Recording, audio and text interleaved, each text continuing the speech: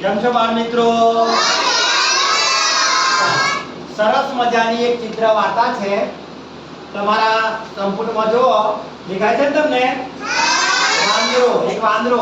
હવે વાંદરાનું નામ છે ચિંટુ વાંદરો. શું નામ છે?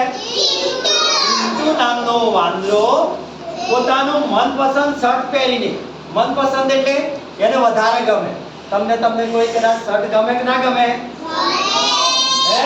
તો એવું શર્ટ, એને ગમતું શર્ટ પહેરી અને બગીચામાં ગયો. તો ત્યાં શું જોયું એને? ઘણા બધા કેળાના ઝાડ જોયા, બરાબર? પણ નીચે કેળા પણ જોયા. એટલે ચિંટુને એમ થયું કે અરે વાહ, આજે તો ખાવાની મજા. પણ એના બટન, એના શર્ટને કેટલા બટન હતા ખબર છે તમને? 4.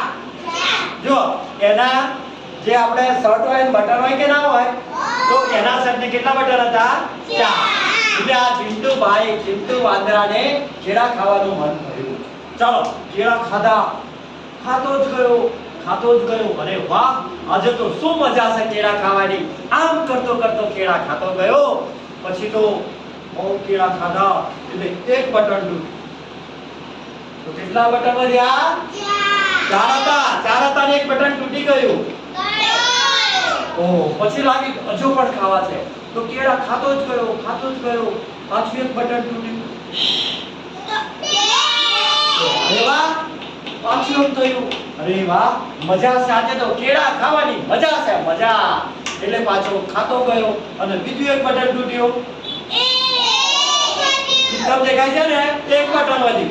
પણ એને સંતોષ ન થયો કે અરે વાહ, આજે તો કેળા ખાવાની શું મજા છે. પાછો કેળા ખાતો જ ગયો અને એક બટન પણ તૂટી ગયું. કેટલા બટન વધ્યા ભાઈ હવે એને? 0. છેલ્લા ચિત્રમાં શું દેખાય છે તમને? બટન છે હવે? છે બટન? તો આ ચિંટુ વાંદરાની વાર્તા આપણે બટન વિશે હતી, બરાબર? 4 બટન હતા. કેળા ખાધા, એક બટન તૂટી ગયું. પછી ખાધા, બીજું તૂટી ગયું. પછી ખાધા, બીજું તૂટી ગયું. પછી ખાધા, બીજું તૂટી ગયું.